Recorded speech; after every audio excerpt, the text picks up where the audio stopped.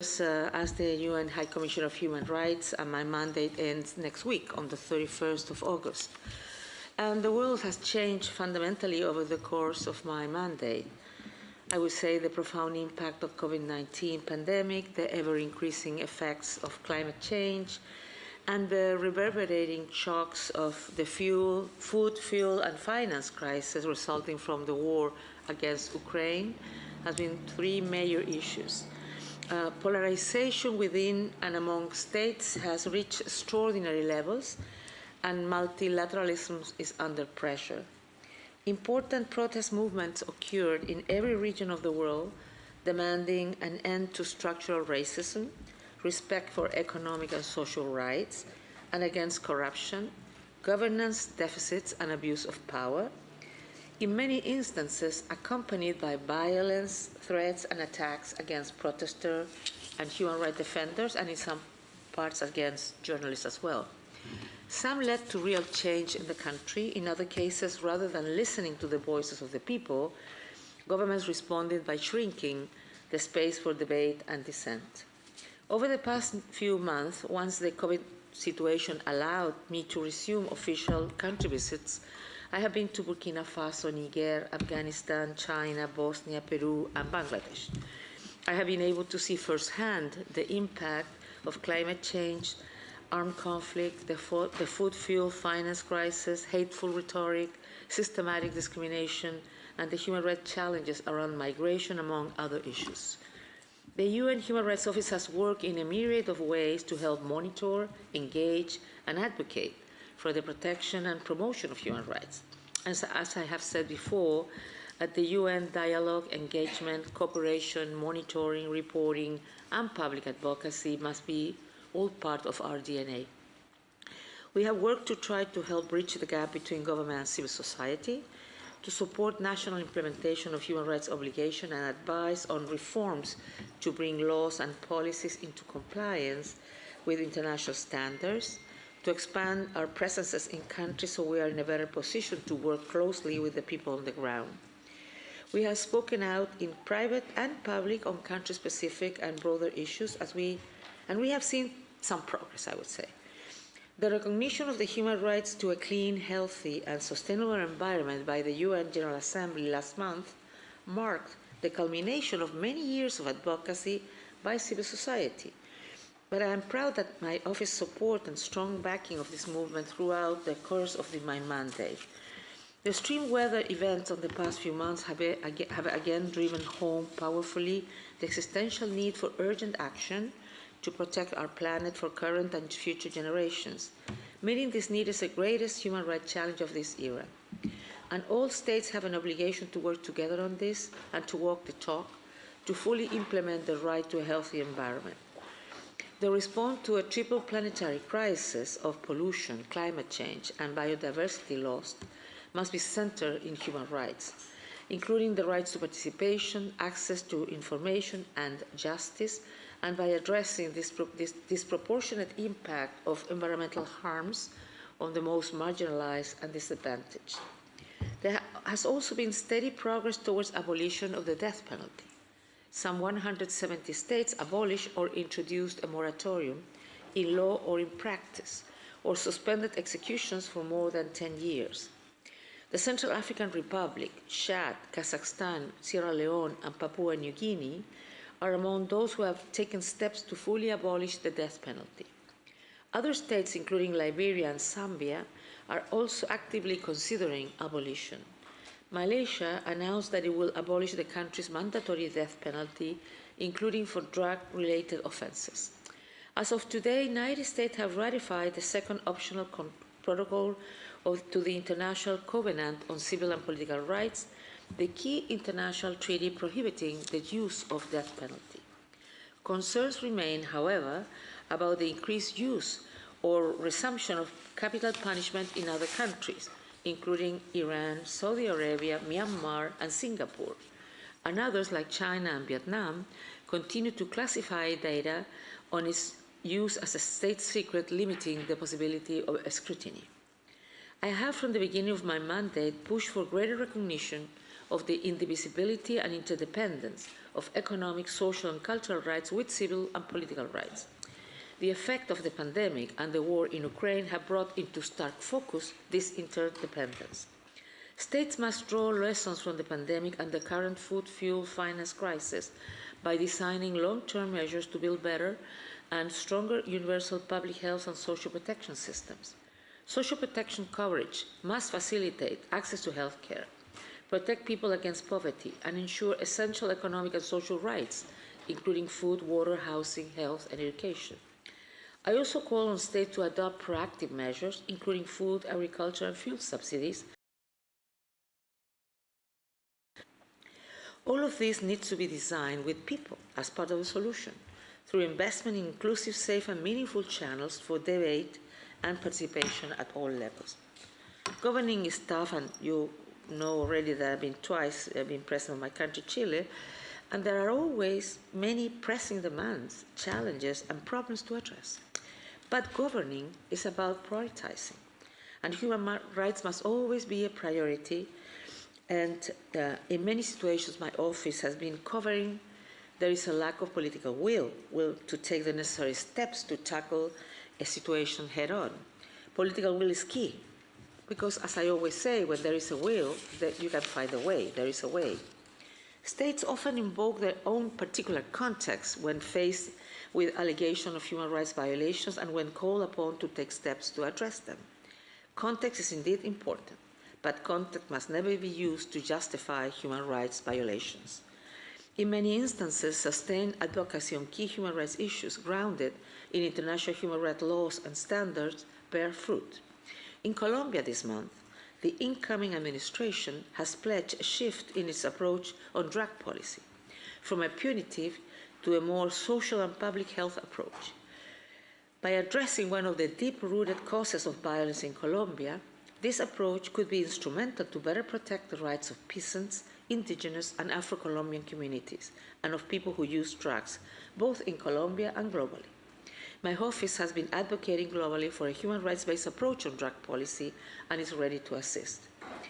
The worldwide mobilization of people for racial justice, notably in 2020, has forced a long-delayed reckoning with racial discrimination and shifted debates towards a focus on systemic racism and the institutions that perpetrate it.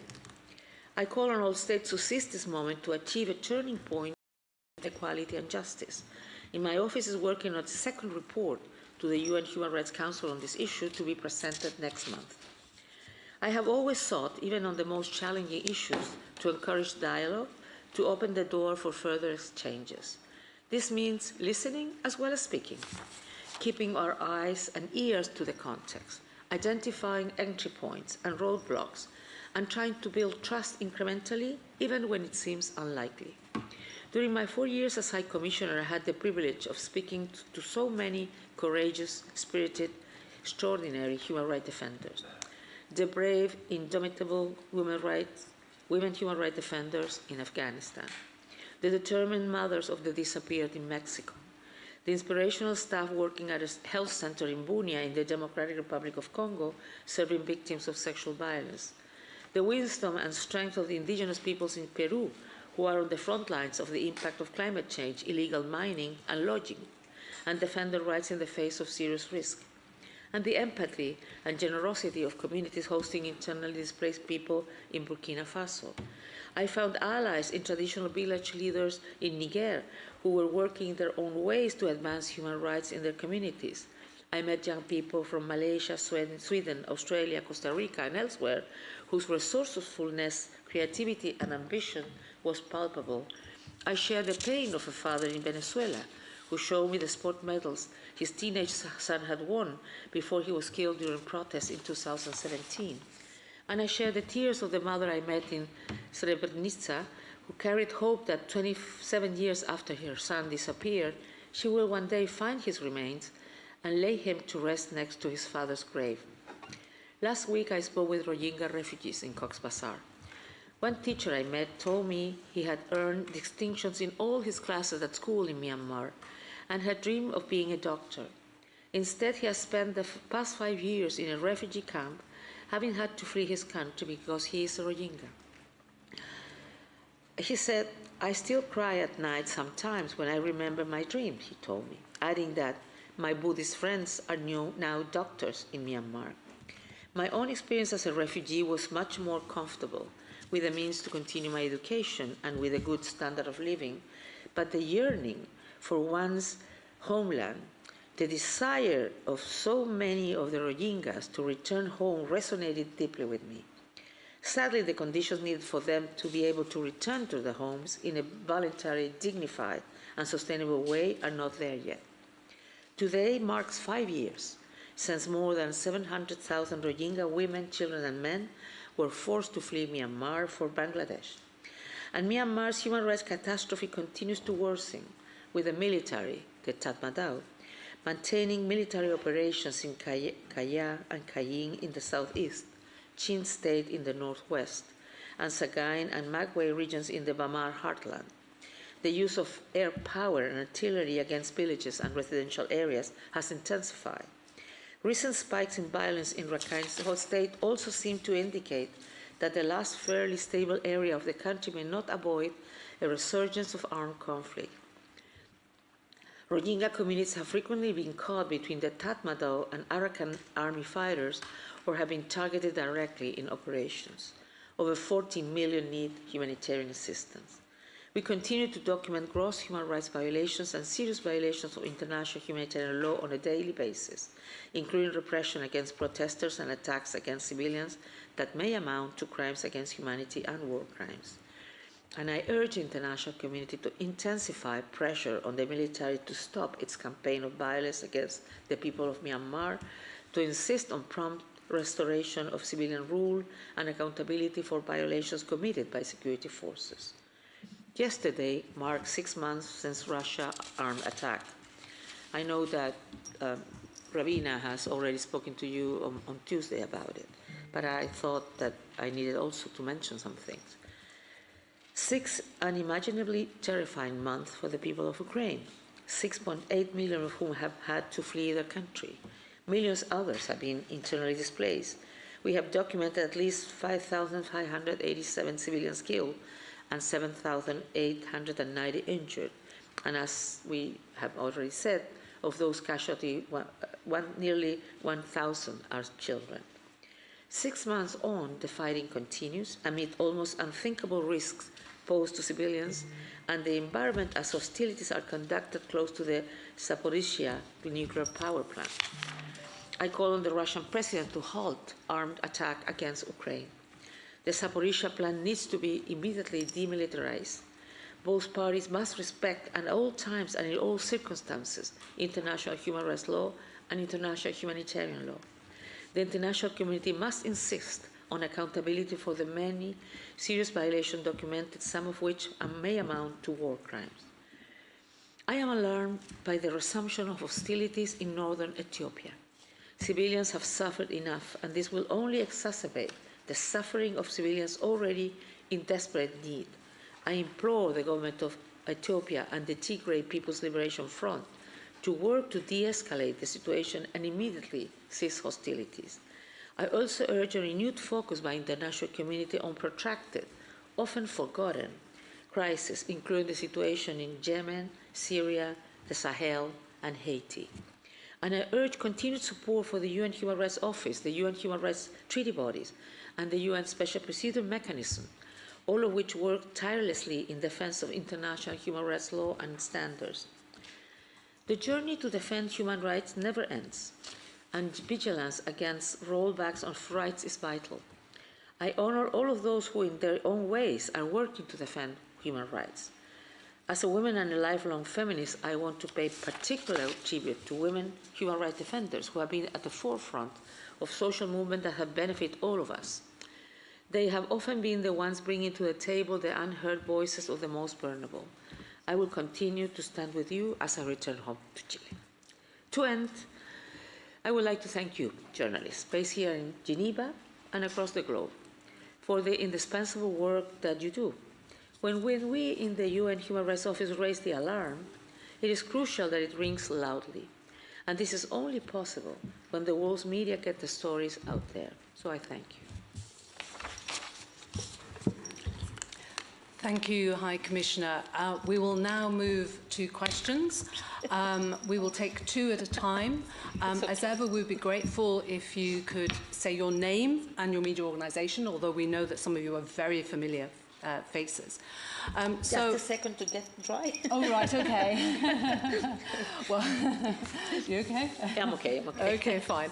Okay, unexpected.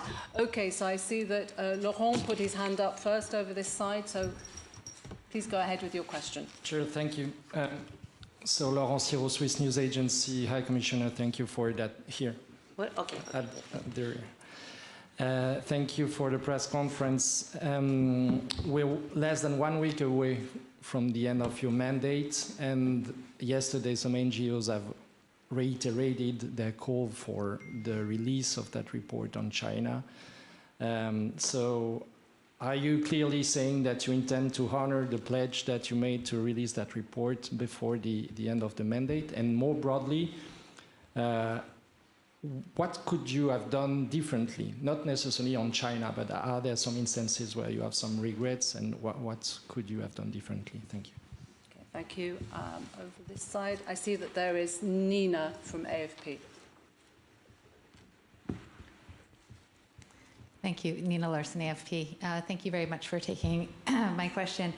I wanted to follow up on Laurent's question about the report on Xinjiang, because your office, you said nearly a year ago that it was almost ready. So we've been waiting. There have been repeated delays. I was wondering if you could say something about why it's been delayed for so long, what kind of pressure you've been facing over this report. And if you are planning on releasing it before the end of your mandate, maybe you could give us some insight into what might be inside of it, because we'd be very interested to know. Thank you. Okay, thank you, Nina. Okay. Well, we are working on the report. I had fully intended for it to be released before the end of my mandate, and we're trying. Well, now we have received substantial input from the government that we will need to carefully review, as we do every time with any report, with any countries. As I have said before, the issues are serious. In my meeting with high-level national officials and regional authorities in Xinjiang, I raised concern about human rights violations, including reports of arbitrary detention and ill treatment in institutions, and the report looks in depth onto these and other serious human rights violations concerning the Uyghurs and other predominantly Muslim minorities in Xinjiang. During my, as you say, why it has been delayed, as you were aware, in early March, we reached an agreement with the government of China for the visit to the country. So this is something I wanted to prioritize, as it was important to visit the country, to engage with senior officials on human rights issues, to be able to convey directly those allegations to them. And following my visit to China, the report continued to be reviewed and finalized, because we need to also look at what we have seen in China, if it has to be certain things to be reflected or not in the report. So I would say that that's the situation. We're trying very hard to do what I promised to. What would you have done differently? What we have done differently in globally? Well, I mean, I've always, in every situation that I had to deal with, I always had to have to analyze which was the best way to get outcomes, positive outcomes of it.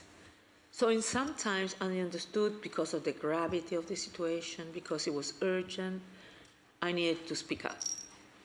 In some other situations, I thought it was very important, sort of preventing, if I would use that word, diplomatic ways, in terms of privately discussing, not privately in terms of secret, but I mean in meetings to discuss with governments, or to send letters to ask for situations of allegations we have received, or people who have been detained. But some other times could be executed in the next hours I will call directly the government or whoever, or the mission, because sometimes we couldn't speak directly to the capital, to raise our concern and to ask to stop that execution, to halt this execution. Sometimes we succeeded, sometimes not. Unfortunately, they have already been executed when we had information. So if I could say, yes, I would have liked to do more. If we hadn't had the COVID-19 pandemic, I feel that limited so much my capacity to be on the ground to discuss with our colleagues first, and then with governments, with civil society, to be able to go to many more places. So that was really something that it was not my fault, but I felt like something I would have loved to have more possibility to go and to visit more countries. And that's why, since we were able to resume, we tried to cover different regions of the world. But to be honest, the work on human rights never ends, never ends. And sometimes when you feel that, and it happens, I mean, at the UN we work on our common agenda and trying to find how, and the common agenda isn't the Secretary General, but it's the whole UN's common agenda, where we try to say how we solve the problems in the world, what needs to be done. And when everybody was agreeing on this, comes the war in Ukraine. So it's really sometimes very frustrating to be able to advance much more. And sometimes you feel that the world is not getting better, any better. And you try to think, and something that I always try to do is try to think what can work. And for example, unless there is a political transition, human rights will continue to be violated. So I always try to look at things and said, which could be the incentives for the parties to do the right thing. And so I not only, if I would say, counting the human rights violation, but also trying to think broader, to think what can really work, so we can work as a UN and with the international community to convince it to do A, B, or C.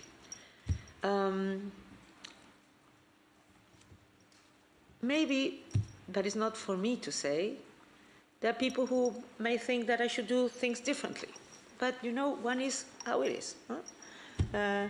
Some people love to be in the media every day. Some people work very strongly every day and busy with many things. And I try to be as professional, as serious, and as, if I would say,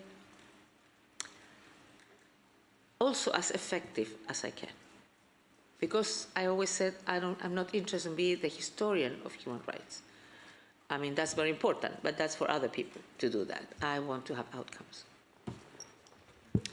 Thank you, High Commissioner. I see that FA have raised their hand, so if we could go first to Isabel, please. Thank you, Francois.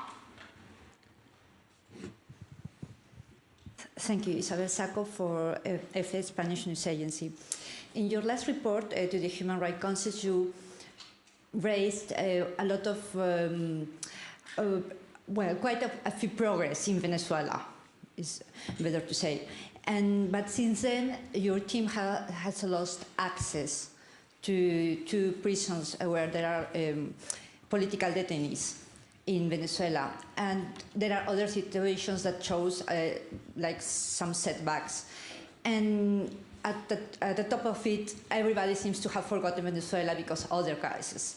So what is the situation you are living there in Venezuela?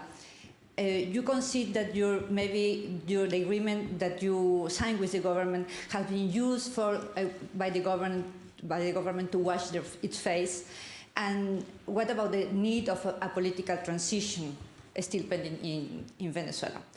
And just in a more personal way, what are your plans and your expectations coming back to, or going back to Chile?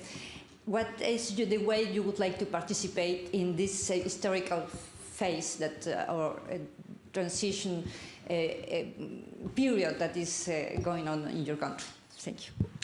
Thank you, Isabel. I know that some people are also joining us remotely, and I see that Christiana has raised her hand, so maybe we could ask Christiana to pose her question. Thank you.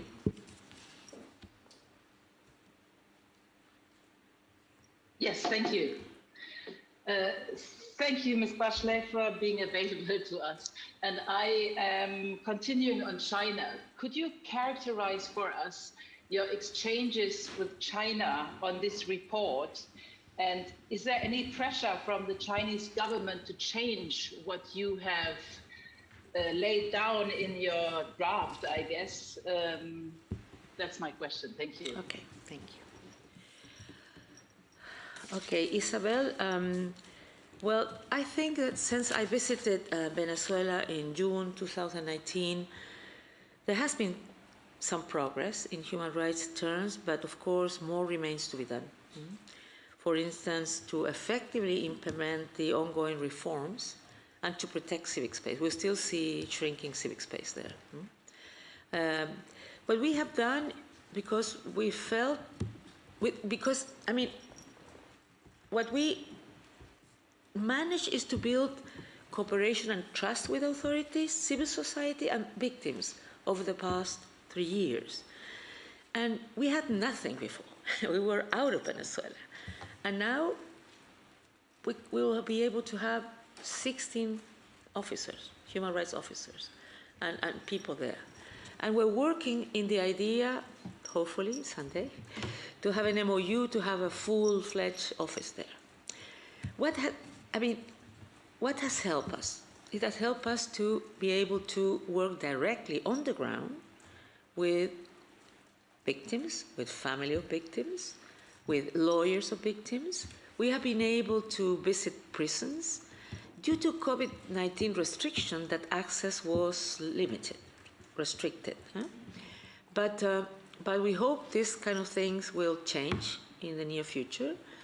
And we have been asking to have access to the audiences in the trials. We have not yet been able to do that. So we have had some progress made because we have been able also to discuss with the government, to make certain,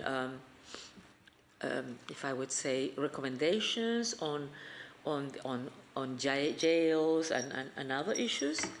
There has been certain capacity building on some issues with other countries of the region in terms of how to prepare UPR and other issues, but there's still a lot of things that remains to be done. And that's why I have the intention that before I leave, to have a new conversation with President Maduro, probably next week, because I want to, I don't want that conversations and promises before always done when I speak to him, to give them a long list of points where we feel much more needs to be addressed. On this last thing you asked about, about the political transition, I think it's very important that conversations with opposition and the government will continue. So there has been different international partners who have been working on this, and also the Norwegian ones have been trying to push into this conversation. I hope that they are resumed, so there can be some agreements that can imply that the next elections will be done in a transparent, fair way, so everybody can be able to feel that the results really represent what the Venezuelan people wants. So we will continue, we feel that the political dialogue is essential and it should be resumed as soon as possible. But as you say, it is not now in the, it's not a spotlight now on the issue by many member states. And also you have seen that some countries have started to buy the oil in Venezuela, or to lift the sanctions. Not lift the sanctions, but amidst the sanction, to start buying oil. So I guess this is also a product of the war in Ukraine. Which are my plans? I have no plans yet, because until the 31st of August, I'm the High Commissioner, and I'm focused on that. But again, I think I will never be able to go back, and this is nothing, it could sound like stereotypical, but I always said I'm not going to go back to be knitting Huh? First of all, because I don't know much how to navigate, but it's not my. I mean, I'm always being interested in what happens in my country, but also worldwide, and I will be available if needed, not for a post, nothing for 24/7, but to help in any dimension that I could be of help, that my experience could be helpful. How will we participate? I have said it in Peru, so I think I can say it again. I will vote on the 4th of September here in Geneva, and I will approve. I will vote for approval to the new constitution, because I think that will mean to advance on the situation in my country.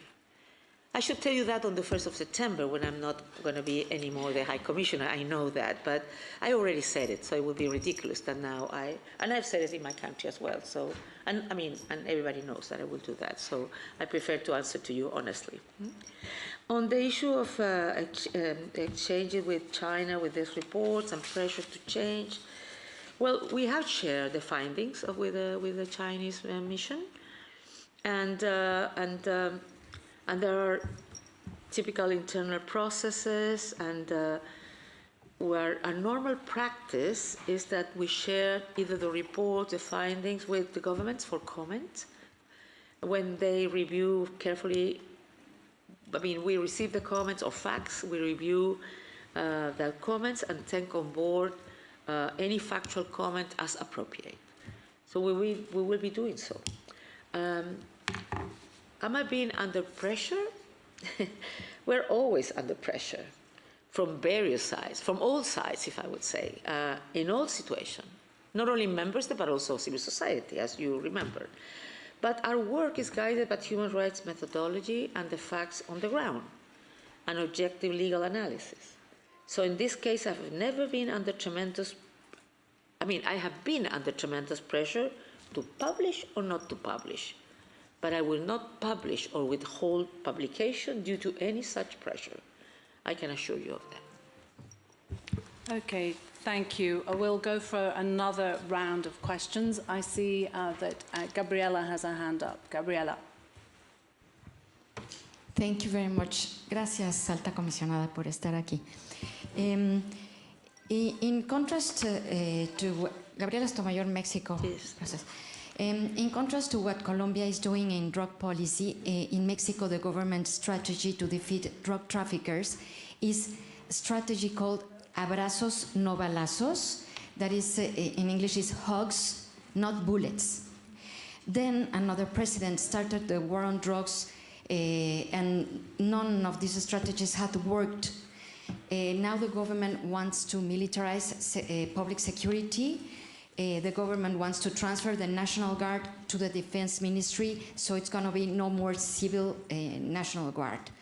So what scenario do you see with the empowered cartels, a military presence in a country with 100,000 disappeared, an average of 75 intentional homicides per day, and with 15 journalists murdered this year alone? What is your view? Thank you very much. Thank you, Gabriela. I think on this line, did I see Jamie put his hand up?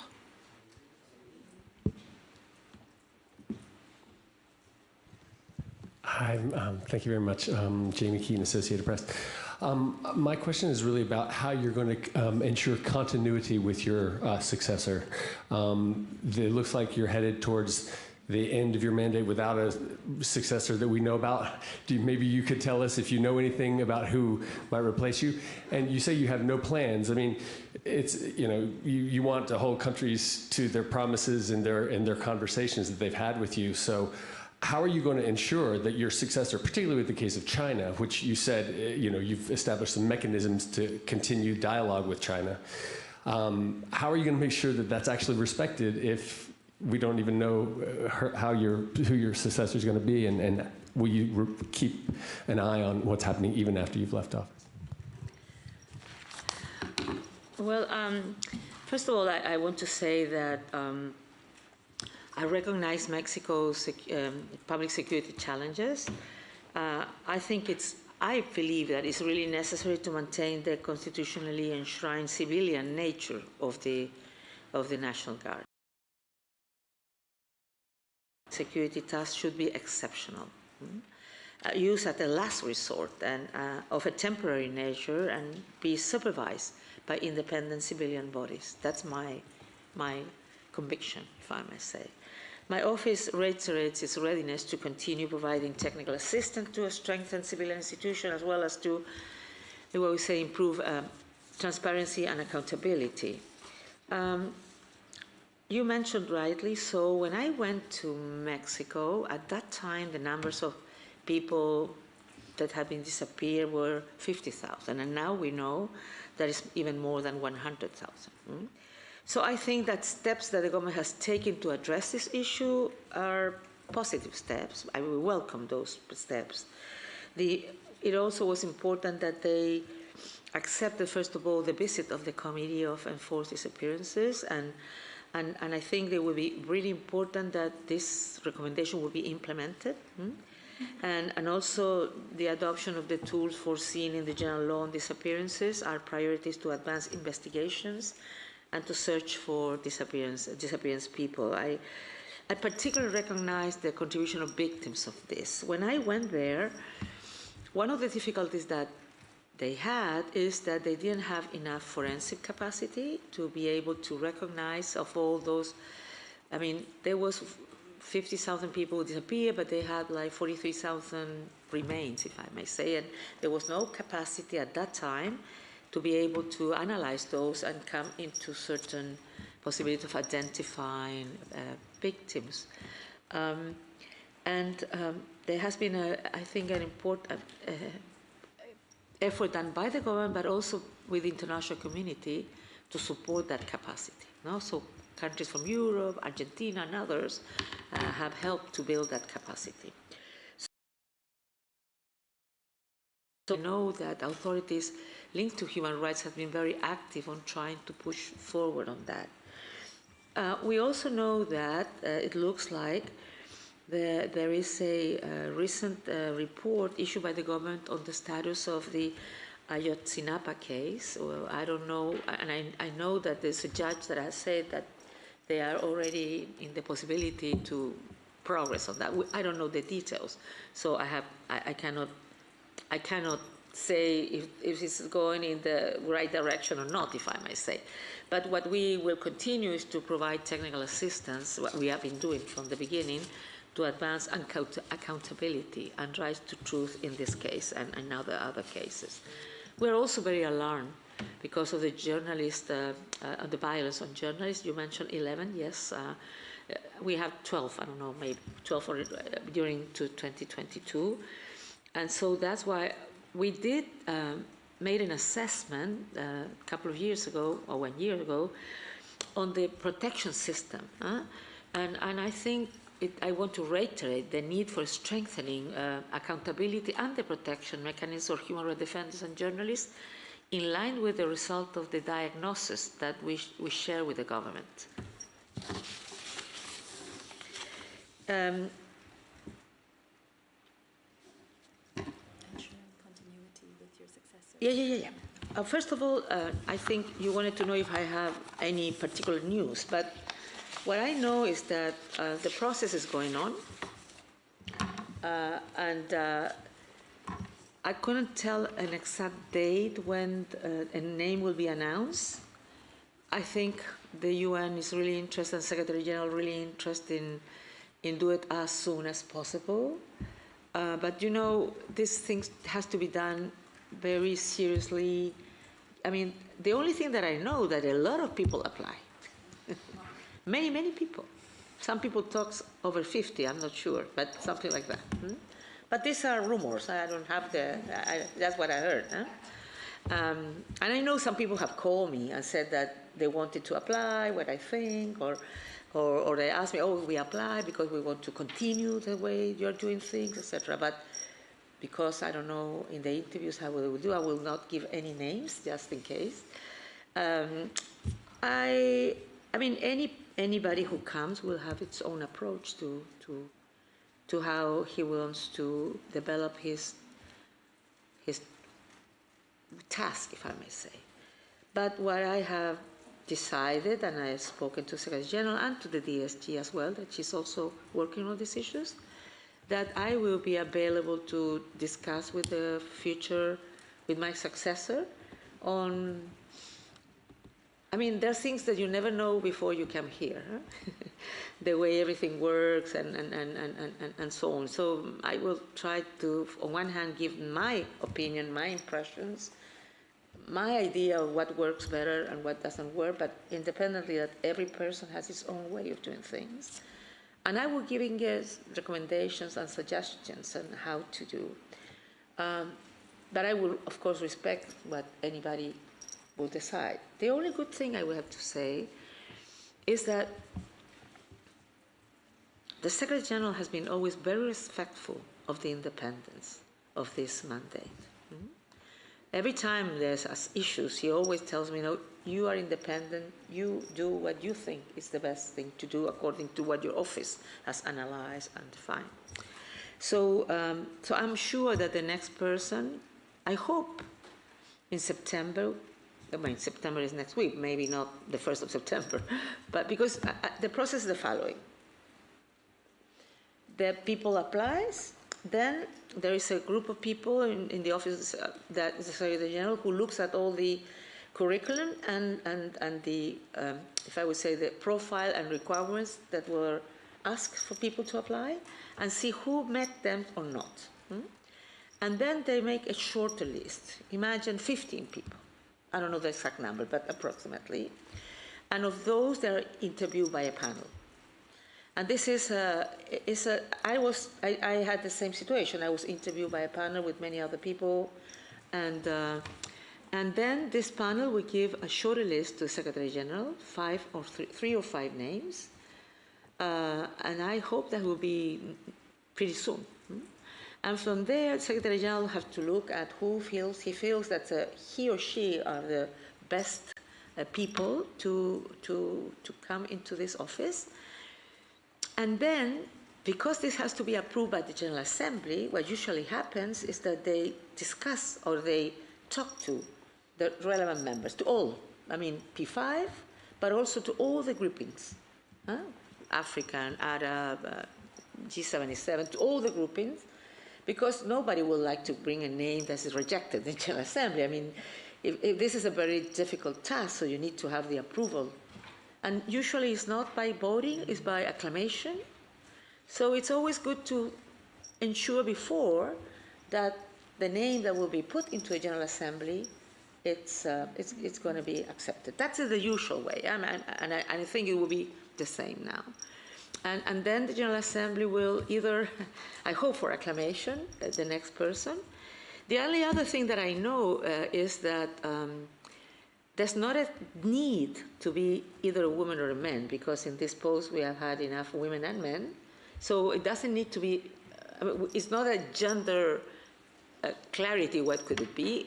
And secondly, neither a region, a specific region, because if, I mean, not every region, but the majority of the regions have been already represented in this post.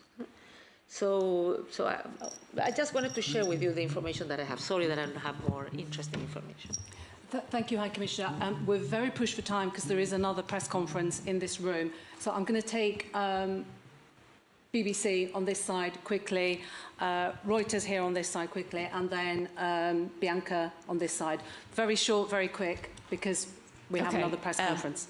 Madam Bachelet, two questions very short. First of all, appreciate the detail about the appointment of your successor. Are you at all concerned, though, that there's going to be a void at the top of UN human rights right at a point, you know, the world's in a difficult space right now?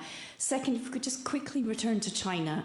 All of us in here, I think, know how challenging it is to get even a visit to China, and that you know, that can be viewed as an achievement for UN human rights. We were a bit surprised, though, at your closing press conference, the language that you used when you talked about vocational training centres and so on. I just wonder whether you regret using that particular terminology at the close of that visit. I didn't understand the first question. Can you repeat it? Will there be a void? Are you worried that there'll be a void at the top, like a vacuum of leadership? in between High Commissioners. Ah, okay, sorry, okay. Okay, and then Emma on this side from Reuters.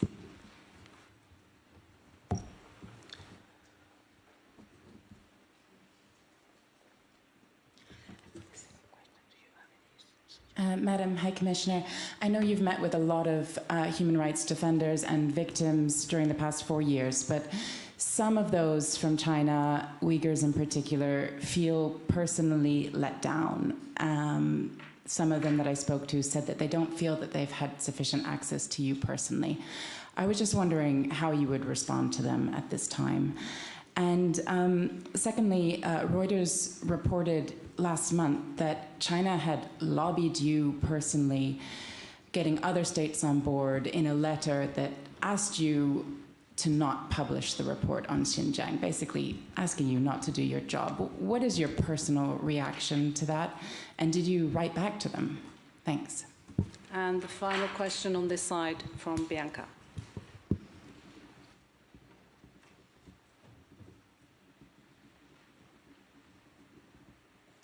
Bonsoir. Thanks, Liz, Havina, and High Commissioner. Yeah, Globo, Bianca Rotier from Globo TV. So my question is on Brazil. Could you briefly evaluate the situation of human rights in Brazil, comparing when you started your mandate and right now, especially when, is it better or worse, the situation there? And especially when we talk about the risks to democracy. We have seen President Bolsonaro attacking institutions. This week, for example, during an interview to Globo, he said that he will respect the results of election if it's clean and transparent, but we all know that the election in Brazil is clear and transparent, so it doesn't seem a very clear message. In your last opportunity here with us as High Commissioner, what message would you like to send to President Bolsonaro? Many thanks. Okay. Well, I don't think it will be a vacuum of leadership because there will be somebody OIC and they will continue working on these issues. And also we will continue doing whatever is needed. We have a very strong communicational group that they are always, and very strong colleagues who are always monitoring the different situations, who needs to be, where we need to speak out. So I don't think there will be a vacuum. And I think that there will be, the UN will try to have a successor as soon as possible because of the importance of all of these issues. I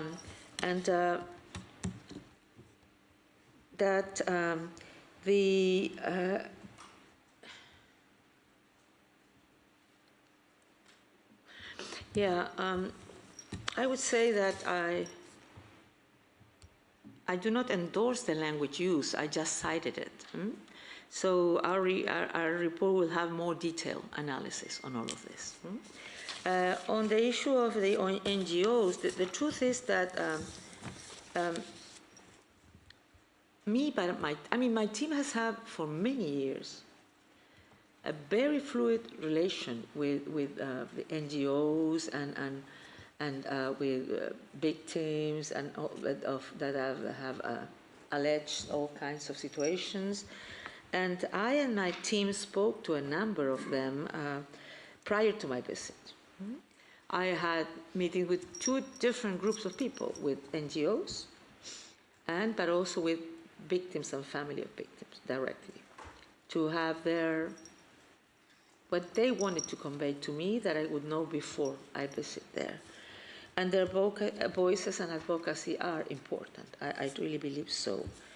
And as I said, we already said it, we mentioned that there has been serious situation on the so-called BETC system, and including concerns, we raised it with the authorities, including concerns about arbitrary detentions and ill treatment, as I mentioned already. Well, you asked, I did receive a letter, yes, with a number of states, and that's why I said that I have been receiving pressures from countries who want to publish and not to publish. You cannot imagine the numbers of letters meetings asking for the publication. Huge numbers. More than 1 year ago, every day, every time a meeting is asked, I know that this issue will come. Dinners, whatever. And then I receive, of course, a letter or a number of countries, 40 or something, I don't remember the number, asking for the non-publication. But I already said, I mean, this is not the way we react to it. It's not pressures the way we define things. It will be on how on what our standard procedures are and our methodologies are. So it's that the way we do things. On the global TV on Brazil, well, I think there's a lot of very difficult situations in human rights situation in Brazil right now.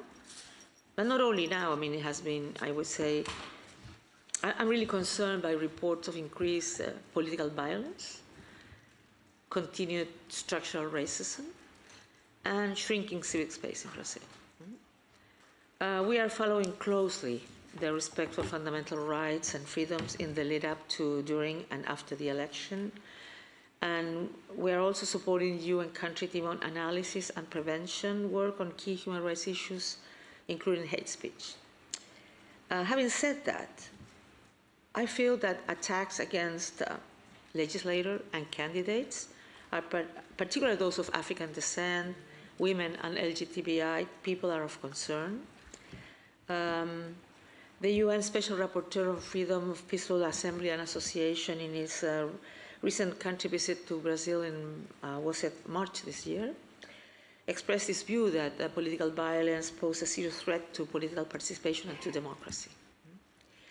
But I think that President Bolsonaro has intensified his attacks on the judiciary and the electronic voting system, including during a meeting with ambassadors in July, which sparked strong reactions, as you know.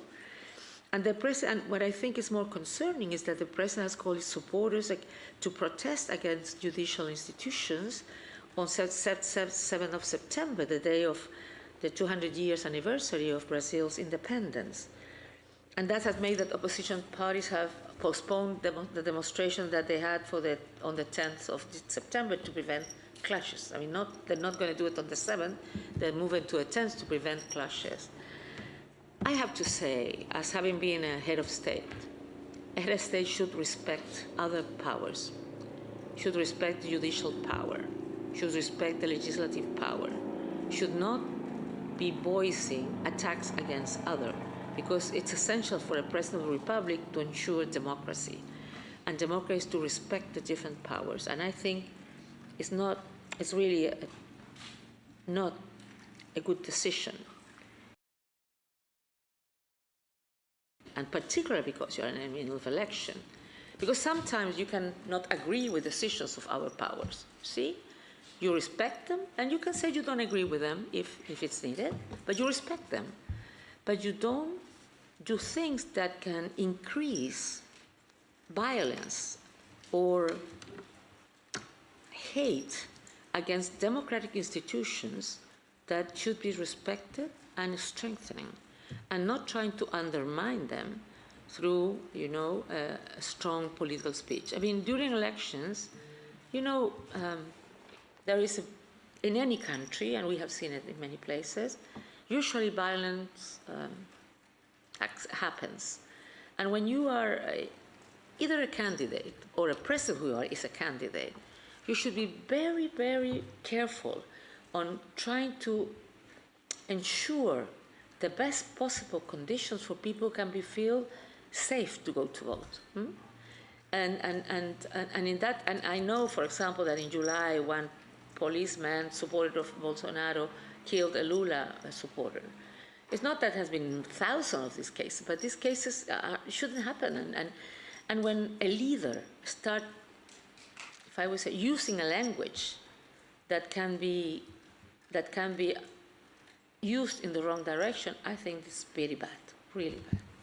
And I said not only as High Commissioner, but as somebody who feels that the leaders, be it president or parliamentarians, need to ensure that the country is able to progress in a way where dialogue, where respect for the others exists. Because that's what democracy is about. It's about everybody have the possibility to speak, to say, to discuss, to defend. All the interest, and we're sorry that we weren't able to get to all the questions, both from you here in the room and also those of you who were joining us online. Do feel free to reach out to us and we will try to answer any of your further questions. So thank you all for attending. Thank you, High Commissioner, for this press conference. I'm sorry because I'm Latin American. I used to answer very long. I'm not the short kind. I'm sorry. I've always been like that. I'm sorry. That makes the time shorter.